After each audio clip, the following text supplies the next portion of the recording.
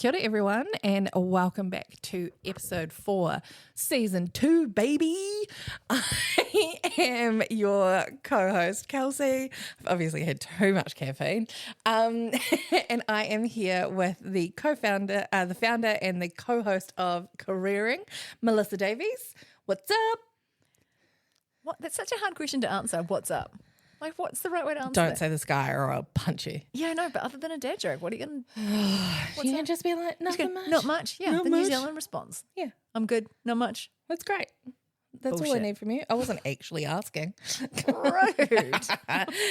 This went to a weird place real quick. Apologies, I brought some strange energy into it.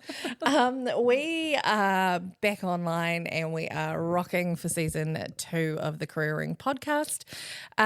This season we have talked about where we've been and what's been going on. And over the course of the last couple of episodes, Melissa's alluded to a few to an elusive health issue. Yes, I've been weirdly secretive. Yeah, and what we thought was that today would actually be a good opportunity to talk about what said health issue was, what happened, what it is, and why it's important, especially that our female audience know about what's going on, because it is pretty shocking for the female gender. So let's get into it. Les, tell us about the old ticker. Yeah, I'm glad you started with that because we've sort of built it up as being a health issue and then we've said it's important for women. It sounds uterine. Oh, yeah. It's not. We're not talking about the uterus. And also, if you can hear dingly bells in the background, it's Melissa's 2 cats playing fucking WWE wrestling in the back corner. So if you're a fan of the podcast, you will know that Griffin was a big part of it, and his little jingly bells in the background and his meowing. But Griffin sadly left us earlier this year, which was pretty devastating. But since then, Melissa has got... oh my God, they've just attacked something in the kitchen and I don't know what it is. Has got Juniper Hendricks Davies, who is the most gorgeous, pretty idiot ragdoll that I have ever seen in my life. And then because her cat needed a cat, she has also got London Sapphire Davies. Definitely doesn't sound like a stripper name at all.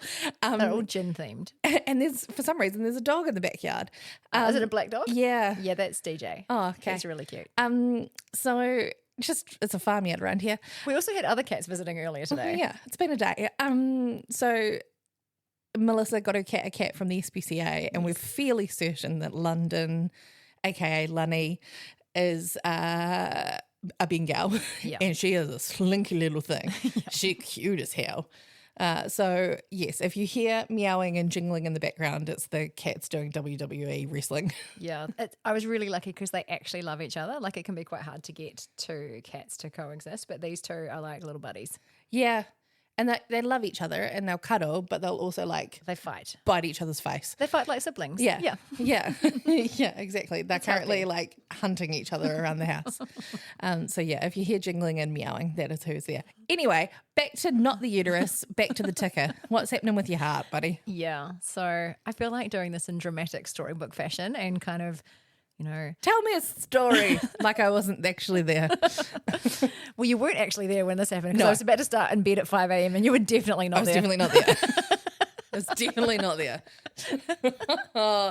Look, we're going to laugh a lot about this because it's quite a serious topic. So just bear with us. We'll make it as fun as possible. Yeah. And this is not awkward laughter.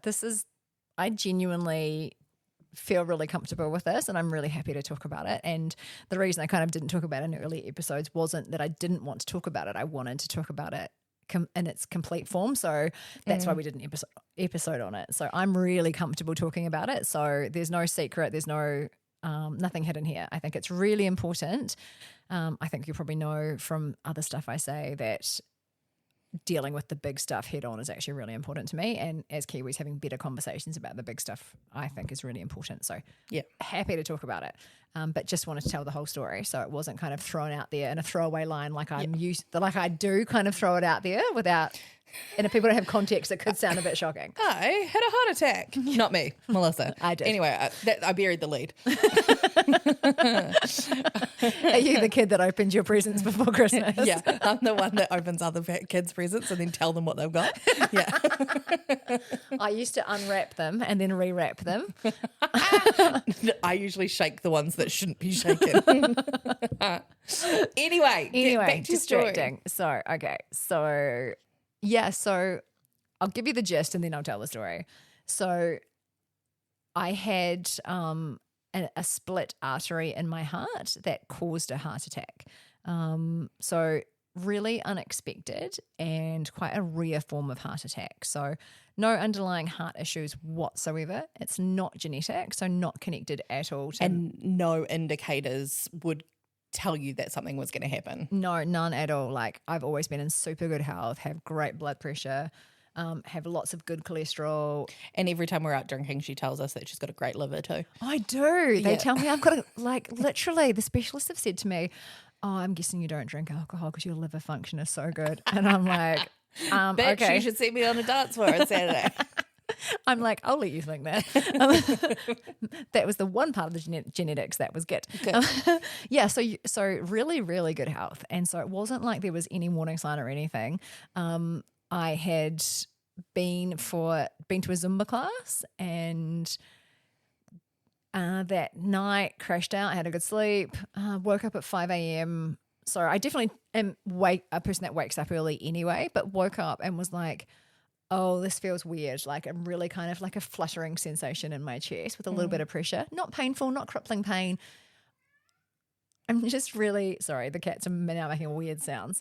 I'm just someone that's super in tune with my body and I know when something's right or not right. Yeah. And I knew that it wasn't right. I didn't know what it was. So I did the usual, I don't want to be a burden, don't want to be a pain, do my own self-research, jumped on Google.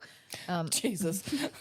At 5 a.m. Yeah. And it wasn't chronic, right? So it wasn't like, you know, you see in the movies how people clutch their chest and it's dramatic. Yeah. Or we all know Or they that, just like kind of stumble and fall over. yeah. Or their arm gives them chronic pain and they know something's wrong. Yeah, but do you know what the funny thing is that every time I think about that and think about a depiction in a movie, it's always a dude.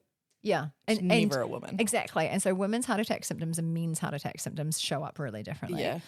But I had no other symptoms, right? I literally just had this weird fluttering sensation in my chest. But I'm really aware that I've got a stupidly high pain threshold. And so my doctor has told me that if anything interrupts my sleep, that level of pain is not normal and I need to take it seriously. I'm glad that your doctor is like, you know, helping you in that space. Cool. Yeah. Yeah. So I was like, okay, this feels abnormal. I Googled it and I was like, chest pain, fluttering sensation in chest. And it was like, it's either a heart attack or indigestion. And I was like, I don't normally get indigestion. It's like two ends of a scale. It's like a heart attack or just like, take some Gaviscon. Yeah. So I was like, I don't normally get indigestion. And I haven't eaten because it's 5 a.m. So I'm like, weird. And I was like, oh, I might just get up and take some paracetamol and I will see if I've got some Gaviscon. Found some, had that, got back into bed and went, it doesn't feel right. I feel a bit nauseous.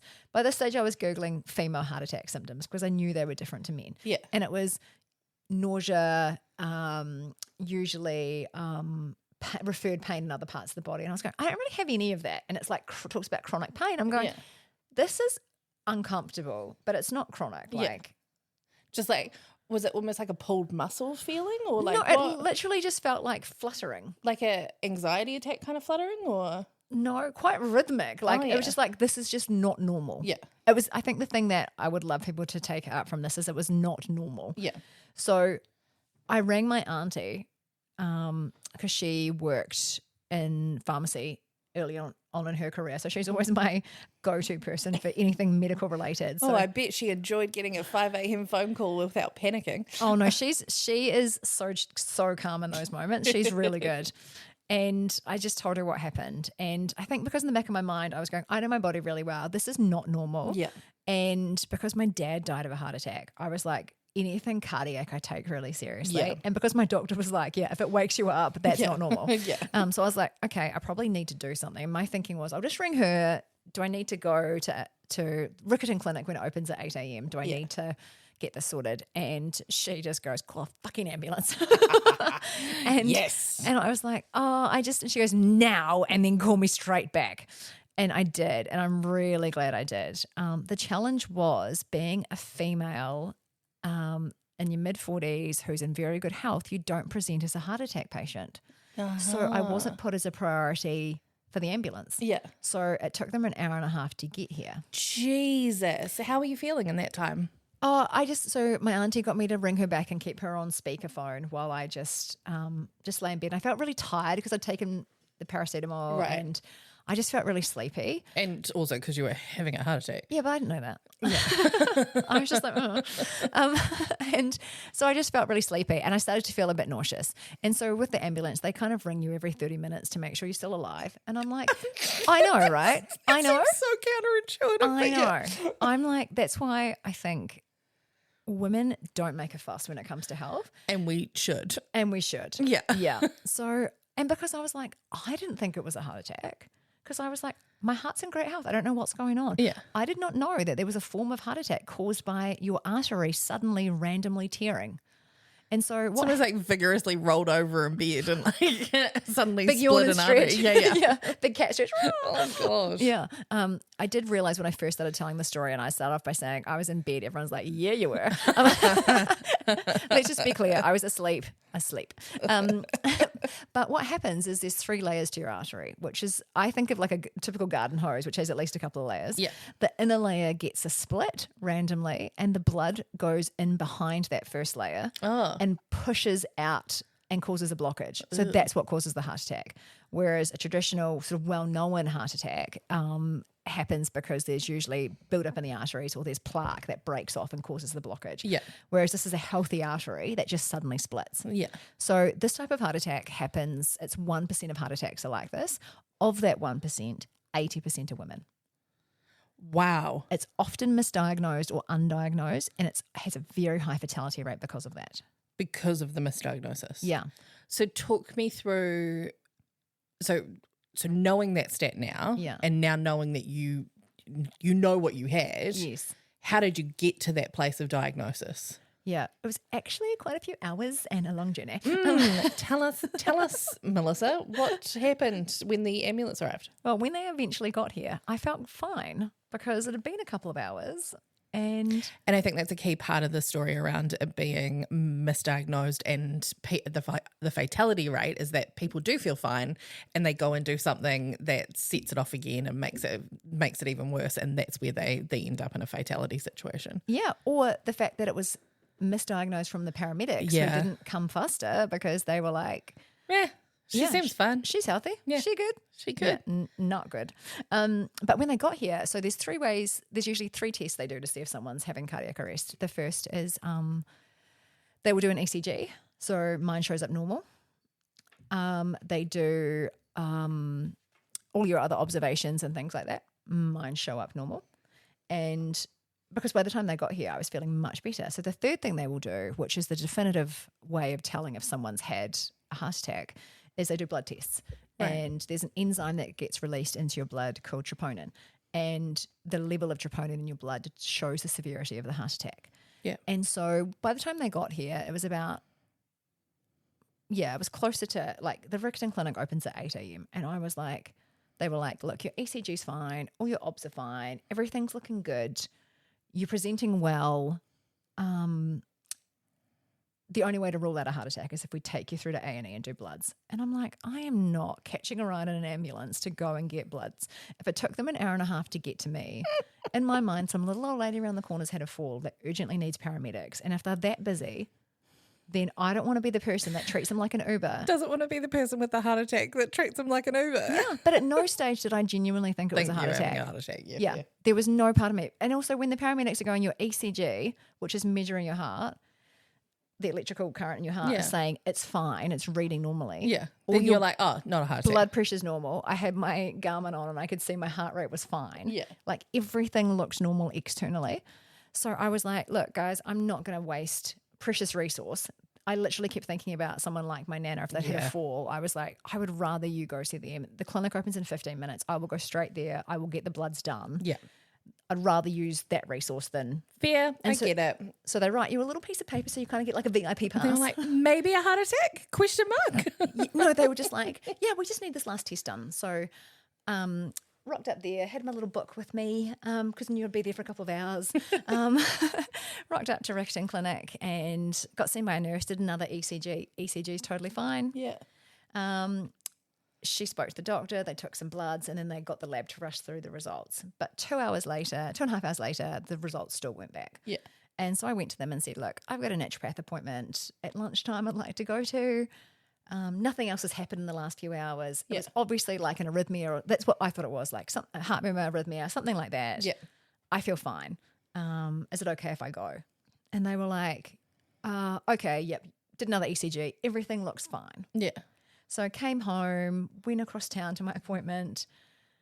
Didn't come home. Went to my appointment across town, came home after that and was just in my kitchen. And I had a personal training session booked that afternoon. And my naturopath had said, look, I genuinely think you shouldn't go to your PT session. It may or may not have been some heart issues, but it feels like rest would be a good idea. We love your naturopath. Yeah, she is epic, actually. Alison's very cool. Well, she's actually a kinesiologist chiropractor, but that's too hard to explain. Yeah. So I say naturopath because she works with holistic well-being. And so she was like, I don't think that's the right thing to do. So I was like, cool. So anyway, came home and I was just in the kitchen and then I get this text. So this is like lunchtime, right? Yeah. So 5 a.m., heart flutter and problems. A couple of hours later, ambulance is here. A couple of hours later and nothing really has happened and I'm waiting for blood tests. A few hours later, I get this text from the medical centre saying that my blood tests are back and my heart marker is showing some elevated enzyme levels and they want me to call them immediately. Then my phone rang and it was the doctor from Rickerton Clinic and she was like, explained that about the troponin and how it shows in your blood and I was showing really high levels and that she'd spoken to the cardiology team at Christchurch Hospital A&E and she wanted me to go straight there and not to drive myself. Jesus. And I was like, oh, she sounds serious. And I've just been driving myself across town. I've just been fluttering around, doing what I want. Yeah, I feel okay. Yeah. Like nothing else has happened. Anyway, so long story short, my auntie came and picked me up, went to the hospital. I took my laptop because I genuinely thought that they'd made an error and it was someone else's blood test because I felt totally fine. So I'm sitting in hospital in the in A&E in a bed there and they take some more bloods because what they'll try and do is track your troponin levels over a few hours because if it's rising they can then see if you're still at high risk or the impact of your heart attack, etc. Anyway, the nurse comes over and I say to him, are the second bloods back yet? Because I knew that the next day I was supposed to be running a course at uni and I knew that I had to give them enough notice to cancel if I wasn't going to be able to do it and I didn't want to let them down. And he's like, listen, I can't give you the results because the cardiologist has to. What I can tell you, though, is that if these were my blood tests or that of someone I love, I'd be very grateful. They're sitting in the A&E ward about to talk to a cardiologist. Oh, Jesus. And I was like, closed my laptop, sat back and went, oh, I'm going to take this seriously. Something's going on here. Oh, wow. And it wasn't until I spoke to that nurse, he was the first person that made me realise this was really serious. It. Yeah, that it was serious. I love that he said if that was me or one of my family members, I'd be stoked that they were here. Yeah, he was really good and it was really impactful. And I think from that point I was like, oh, this is significant. So it's called a spontaneous coronary artery dissection. So a SCAD. SCAD, yeah. And it's just where your artery splits. And so what had happened is over the next 3 days, I was admitted into the cardiac ward. So you're wired up with full telemetry. You had to go for a series of tests like CT scans, an angiogram where they put the dye through your heart so they can see how your heart's working and how your arteries are working and things like that. Ultrasounds, all of that. And from those tests, they can ascertain what happened. How big it is, where they could see where the tear is. They could see that blood supply, because of the blockage had been cut to the lower part of my heart. They could test the damage to my heart itself and what have you. So really grateful that the public health we have here in Aotearoa is exceptional and the staff at Christchurch Hospital, especially the cardiac nurses, are amazing. Like, just kind of go, I'm in the right place. I'm in good hands. Everything will be fine. Yeah, there's nothing I can do about this. Yeah. Yeah. Did absolutely sit there on Google trying to figure out what the fuck was going on. Oh my God. Yeah. I got a few links. I'm not going to lie. Yeah. Melissa sends me a text and she's like, don't panic. And I'm like, never a good start. Never a good start. Don't panic. I'm in hospital. I may have had a heart attack. I'm like, okay, that was not, because it was like a Wednesday or something, wasn't it? I was like, that was not the Wednesday that I thought I was going to have. It was certainly not the Wednesday you thought you were going to have. No, it was not. So it wasn't the next 6 months I thought I was going to have. Yeah. Yeah. So tell me about the results, like, because I know that in terms of the size of the split itself and the artery, it was quite big. Like, you sent me a drawing of it and I like measured it and I was like, that is too long. I didn't even realize our hearts were that big. Yeah. I've definitely become way more familiar with our coronary infrastructure. Yeah. Yeah, they do. They literally give you this little pack of information.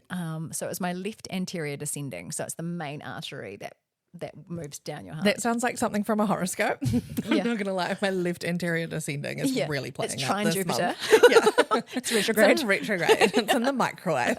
Yeah, as we record these, Mercury is in retrograde. Yeah. Look, it is what it is. Anyway, so what were the results? Like, how did all of the tests, what did they say basically? Yeah, so the left anterior descending artery had a quite significant split in it, which had caused the blockage, and it had meant that had stopped blood supply to the bottom of the heart for a period of time.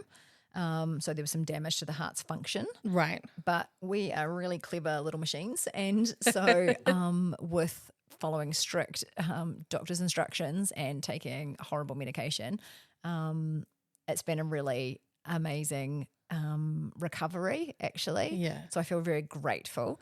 But I just keep thinking, 80% of these types of heart attacks happen to women. Yeah. And between a certain age as well, right? it's really interesting. So as I said, 1% of heart attacks are this kind. So SCAD, of that 1%, 80% happen to women. And they're usually women that are in very good health and they're postpartum or in their 40s and 50s and 60s, right, with no heart issues. Yeah. So that's why they're often misdiagnosed. And do they know why specifically these women? They have no idea. Oh, I wonder why that might be. Is it because we don't invest enough money in women's health research and understanding women? Do you know, it's really interesting. In my House of Lords research that I was just telling you about, they actually said that a lot of clinical studies and medical research doesn't happen on women because way back in the day, because of our menstrual cycles, women could be unpredictable and the results from women could be unpredictable, which is why lots of medical research was on men. So, look, to be honest with you, I'm not mad at being described as unpredictable. Seems more fun. Yeah, I agree.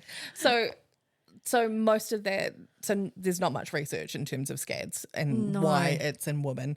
No, they literally say, and it's a really rare kind of heart attack. Yeah, Melissa jokes about how she's always wanted to be part of the 1%, but she just ended up as the wrong 1%. Yeah, like I wouldn't be mad if I was part of 1% of the privileged people that have, helicopters and, get to travel and not really work. That's just the 1% I'd rather be part of. You manifested the wrong 1%. I really did. Like, that was on me. I need specificity. Yeah.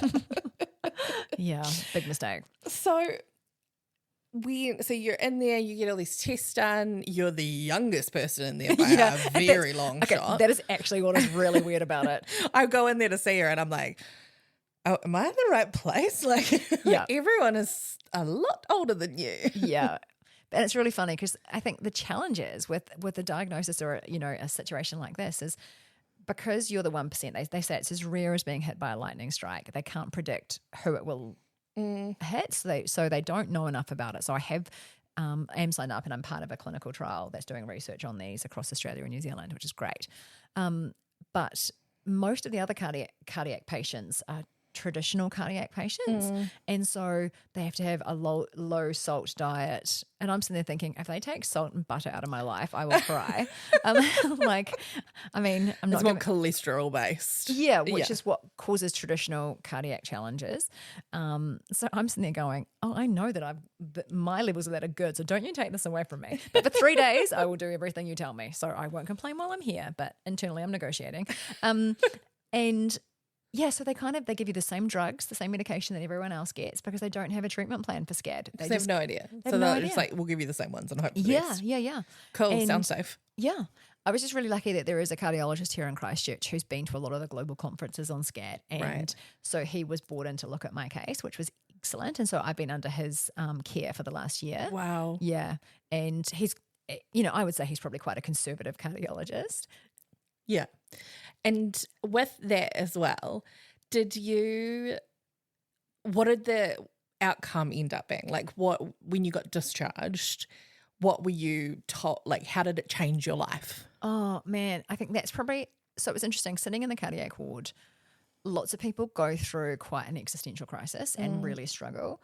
I actually was like, I'm really happy with the choices I've made in my life. I feel really good. Like if this was like you're talking, if this was it and things are, if I've got this major health issue. At what point did you have that conversation with yourself? Probably when I realized it was genuinely a heart attack. Because, you were also saying that you felt okay. Yeah. And so how was it to have that conversation with yourself when you're just like sitting there and you're like, oh, I feel fine, but all you fuckers are telling me that I'm not? Yeah, well, I did a lot of research on it. So luckily I had my laptop with me. Little old nerd here. Yeah. So while I was waiting for other information, other tests and, information and engagement with specialists and stuff, I was researching it because I wanted to understand more and ask better questions. And because I felt fine. So I was like, I need to know a bit more about this. And the chance of recurrence is really high, especially in the first 3 years. And is that because they just never diagnose it, or is it just chance of recurrence within diagnosed SCAD? Both. Wow. Okay. Yeah. And because they don't know what causes it, they can't predict it. And so for some people that have a SCAD, they do have to have stents put in. They have to have a lot of intervention to make sure that their heart can be built up again. Yeah. I was really lucky that I've just been under medical treatment. Yeah. So chucked on a beta blocker and at the time, blood thinners for a couple of months and were you like an old man taking lots of aspirin? Yes, daily aspirin. Daily aspirin. Daily aspirin. Yeah, they literally come around and everyone gets the same little drugs. And it's all designed to take the pressure off your heart, especially while they're trying to figure things out. And so, I think in the terms of, in the scale of heart attacks and SCAD heart attacks as well, I think I was really lucky in that I was asleep when it happened. Weren't like lifting weights or anything? Yeah, I wasn't riding a bike. I wasn't driving a car. Yeah. And even though the way I tell the story, it makes it sound like I was a bit blasé, I wasn't. I did take it seriously, but I wasn't panicking. Like I didn't think it was as severe as it actually was. Yeah. Because there was nothing there was no signal to say it was more severe. So I feel like I was really lucky in that on the scale of severity. Yes, a heart attack is pretty significant, but it could have been a shit ton worse. Yeah. And I'm not saying that to be toxically positive. I just know that I was really lucky. I'm part of a few groups around SCAD support, and I've spoken to some other women that have also had them, and it could have been a lot worse. Yeah. So, and being under medical care, it was really tough because, so what happens is when your heart gets damaged like that, you are so fatigued.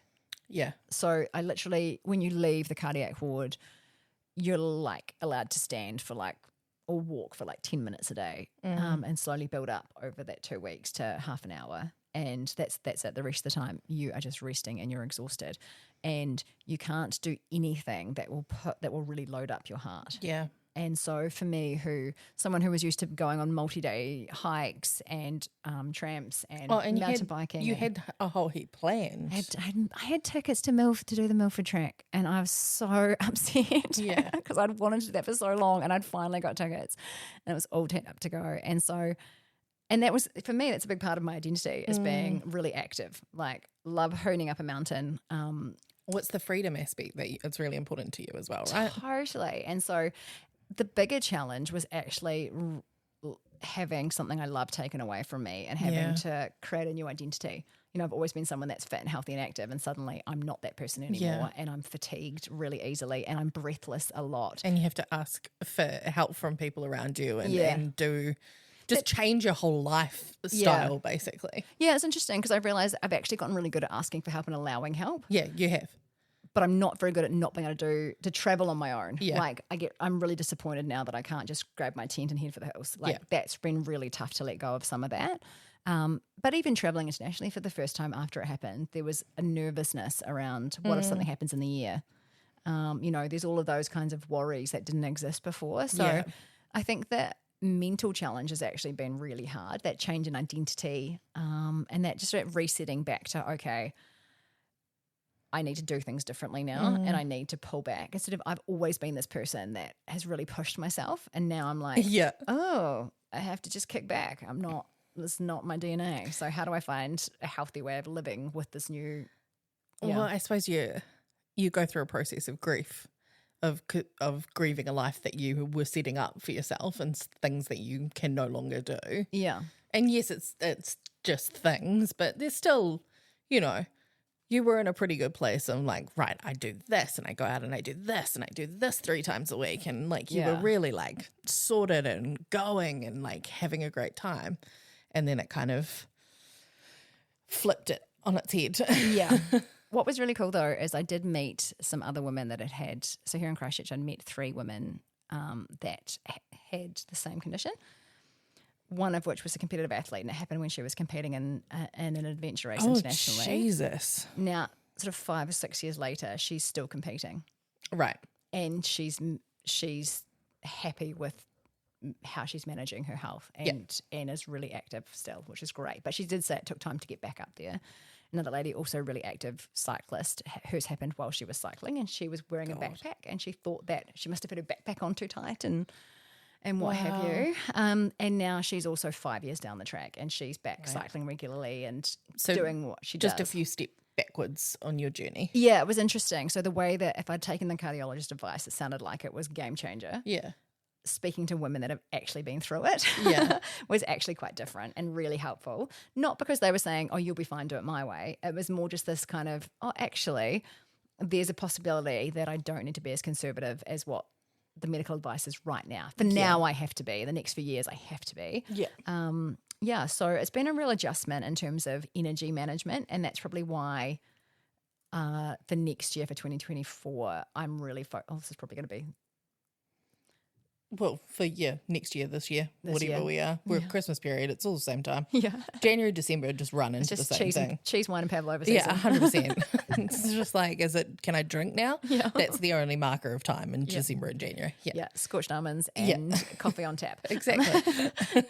So that's why the focus is changing. So, but the reason I just think it's really important because it primarily affects women. It is very rare. It is largely undiagnosed, and it can be fatal. So I am fine. I am really happy that I had a great cardiologist. That's also just FYI happened in 2022. Yeah. So it was at the 30th of August, 2022. Yeah. So the second part of our first season of podcast episodes, I noticed my energy is definitely a bit flatter, and I was absolutely wiped out for those first 6 months after it happened. I remember like coming around here like a couple of days after you got home, and you were like yellow and it changed. It your changed my whole skin color changed. Yeah, like it was bizarre. It did. Yeah. It's like this weird shock to your body, and then all the medication you get pumped into. Yeah. And I'm not great with medication. I don't enjoy taking medication. If there's some plants I can have, I'd rather do that. But I also know when something's really serious that I want to take the right product. So it's been really good. Yeah. What was great though is I did go back to the cardiologist and say, the drugs you've given me are awful. Because they were just making you even more sleepy, right? Super lethargic, weight gain, nausea, and brain fog and dizziness, vertigo. Yeah. Really bad. And that comes back to like, not only is that an issue that you have to deal with where you're suddenly managing a whole schedule of medication and you have to find the right thing that's for you. Like that's just admin up the fucking wazoo. But you're also dealing with a whole identity change. Like none of those things were part of who you were previous to that 5 a.m. incident, right? And so I was talking about this before, but like there's the Brene Brown podcast where she talks to a professional poker player, and he talks about playing the hand in life, the hand you're dealt in life. And once you actually settle on that and understand what that is and play that hand, life becomes a lot easier. But you suddenly just had like a whole lot of your cards ripped out of your hand and you got like Uno reversed.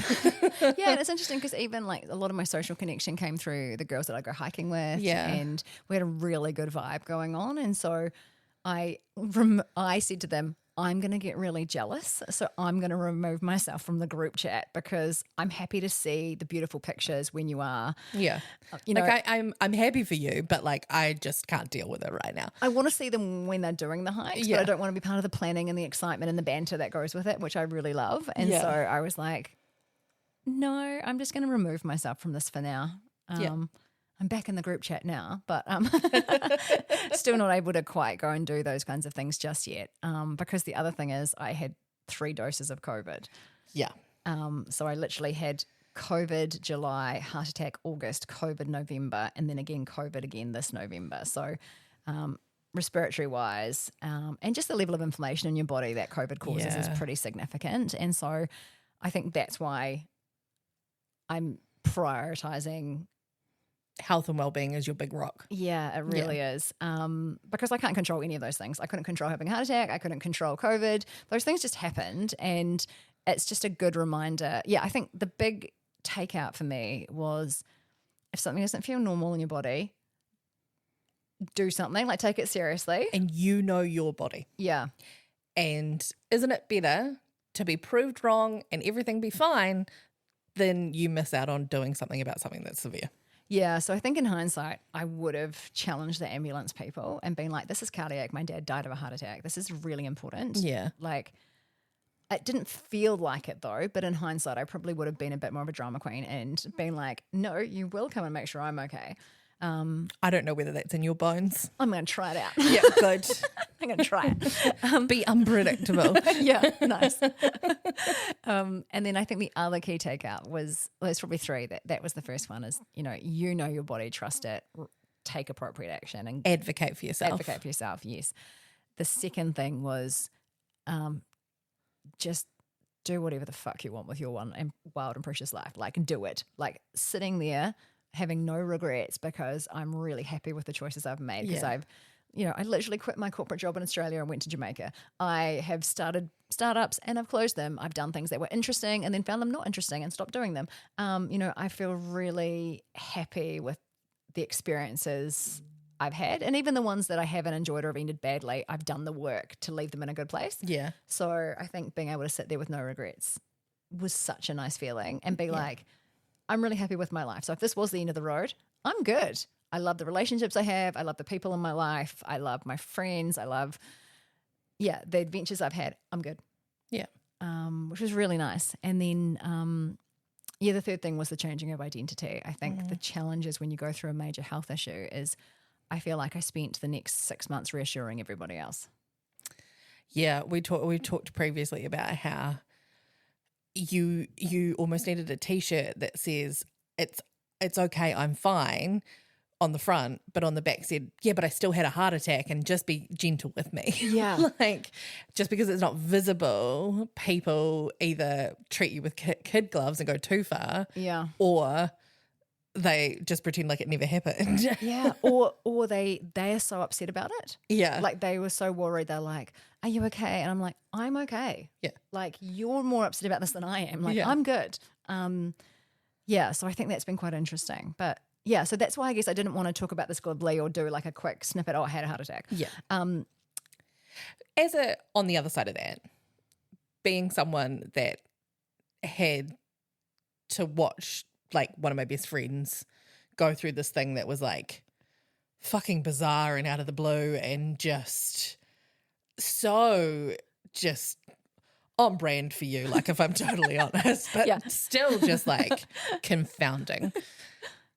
How would you have preferred people to act around you with that, because people obviously, there's the shock of the moment going, the fuck, but in terms of, you know, you're talking about people being over dramatic and you comforting them, who did it well, and how could people, I'm just thinking of people listening with others that have had moments in their lives, how can they best react to make sure that it doesn't become about their reaction? Yeah, I don't know. That's really hard. I've thought about that too. And I don't know, because for some people, they probably want that. They probably want to sit there and reassure others and be in that dialogue. Yeah. I was probably just like, Fuck off, I've had a heart attack. Leave me alone. I'm fine. Like, I'm managing it. I've got a great cardiologist. I'm taking the drugs. I'm good. I've wound things back. Actually, as you were talking this, I just want to do a quick segue. The other thing I want to say is check your insurances. Oh. So I was so grateful to younger me for having all of the insurances. So I had good critical illness cover. Amazing. So while I couldn't, because being self-employed, suddenly going from, 400% capacity to 50 to not even, that first 3 months. Oh, you were like, I was like a grey potato. You like were low power mode. Yeah. It's like a grey spot. I couldn't do much. Yeah. And just the brain fog, like just everything was not at capacity. Just couldn't function as well. So because what had happened is the ejection fraction in your heart, which is kind of how well it pumps the blood out, normal is 52 and up. 40 is critical heart failure. I was at 42. Right. And so that affects everything around how much energy you have, your ability to breathe, system. oxygen, everything. So over time, though, as the artery heals itself and your heart improves its function, you get more and more energy, which is why you're hearing me talk now and you see how I'm living now, and I feel really good. Like I'm probably 80% of what I was before the heart attack happened. Yeah. So I'm good. Right drugs. Cardiologist is like, knock yourself out, go for it. But what that meant, that because the heart was so damaged, my insurance covered was that. Critical. Yeah, and it meant that I couldn't work during that time. Yeah. Like I really couldn't. And so having some financial support when I couldn't work was incredible. Yeah. And we know that women are underinsured. So like this is just a real cautionary tale. Underinsured, underappreciated, underdiagnosed. Unpredictable. Yes, and proud. So it's just a reminder that, if the other things you can do in advance, because with this kind of condition now, I know obviously it's not going to happen to everyone, but it could be. Yeah, but shit fucking happens, man. Yeah. In a moment, out of fucking nowhere. Yeah. And you suddenly find yourself sitting in a ward of 90-year-olds. And everyone shared my mandarins with them. Yeah, and all the nurses love you because they're like, who's this bitch? Yeah. What's she doing in here? I did make friends with most of the nursing staff. Yeah. Okay, so key takeouts. Live life to the fullest. 100%. Get insurance. Yeah. Assess whether insurance is right for you. Make sure. Make a conscious choice. Do things that will make your life easier and set yourself up in ways that will cover your ass if shit happens. Yeah. What was the first one? Oh, fuck, I can't remember either. Listen to your body. Listen to your body. Yeah, and advocate for yourself. Yeah, 100%. Yeah. And if someone in your life has a super medical situation, it ain't about you, motherfucker. It is about them. Don't make it about you. Yeah. Does that sum it up? I think that sums it up beautifully. Yeah. So basically, long story short, too long didn't read. Melissa had a heart attack. She's medicated. She's all good now. Well, she's not all good, but she's getting there. When you say Melissa had a heart attack, you've got to say a rare form of heart attack that mainly affects women. Melissa had a SCAD. Yes. That mainly affects women and is 1% of all heart attacks. And it's often undiagnosed. And if you feel bad and you feel different and you feel off, just make sure that you are taking care of yourself and advocating for yourself in that space. So long story short, long story short, do what you want with your life. Make choices that honour you. Yeah. So if at some stage you will be sitting somewhere reflecting on your life, you can go, yeah, I'm good. So To wrap up, we're going to jump back into what our hyperfixation area is. Yes. Do you have one for the week, or do you want me to start off? You can start, please. Okay. Mine is Neil the Seal on TikTok.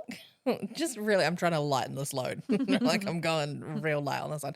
So there is a gigantic seal in Tasmania at the moment. Seen him. Neil the Seal. And he sits on people's front porches. Yeah, so apparently this specific type of seal sheds its fur at this time of the year, and so they come on land, and most of the seals just sit at the beach and like shed and chill.